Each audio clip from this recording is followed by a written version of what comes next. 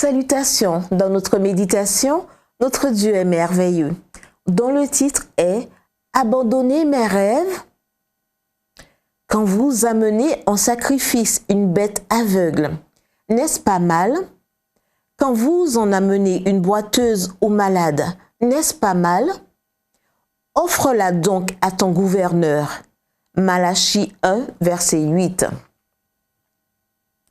Si, comme moi, vous avez entendu un discours de remise de diplôme, vous connaissez les expressions employées par l'orateur pour motiver les étudiants. Ayez de grands rêves, ne renoncez pas à vos rêves, sacrifiez tout pour réaliser vos rêves. Cela a dû être très étrange d'entendre Andy Nash, pasteur et professeur adventiste, exhorter un groupe de bacheliers à renoncer à leurs rêves. Il relate cette expérience dans son article « Give up your dreams », renoncez à vos rêves. Nash y explique qu'il ne nous demande pas de ne pas avoir d'aspiration ou de ne pas nous efforcer de les réaliser. Il nous conseille plutôt de ne pas laisser ces rêves prendre une importance telle qu'ils occuperont dans nos cœurs la place qui ne revient qu'à Dieu. Vers la fin de son discours, Nash demanda aux diplômés de lire ce soir-là Malachie 1. Pourquoi Malachie? Parce que ce premier chapitre parle précisément de donner à Dieu le meilleur. Quand vous amenez en sacrifice une bête aveugle, n'est-ce pas mal, dit Dieu. Offre-la donc à ton gouverneur. Malachie 1, verset 8.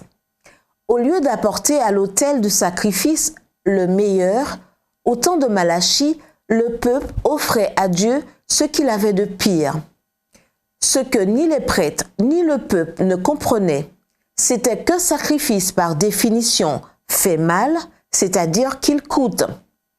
Selon Nash, cela signifie que nous lâchons à quoi nous tenons pour le placer entre les mains de Dieu. Mais voici le plus intéressant. Il s'avère que le prêtre consommait une portion du sacrifice. Quelle partie de la chair le prêtre mangeait-il quand l'animal offert était malade? Mangeait-il la meilleure ou la pire? La leçon pour nous, quand nous donnons à Dieu le meilleur, il nous rend aussi le meilleur.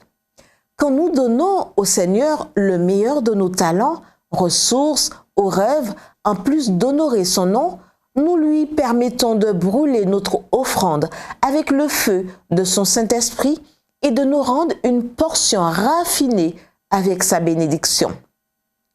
Ne laissons pas ce que nous avons de meilleur nous éloigner de Dieu, au lieu de nous rapprocher de lui.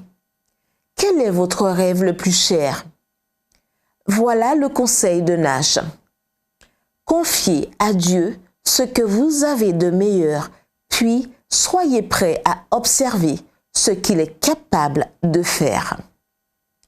Prions. Bien-aimé Père Céleste, en ce moment, je te donne mes rêves les plus chers. Je veux que ce soit toi, et seulement toi, qui occupe la première place dans mon cœur. Au nom de ton Fils. Amen.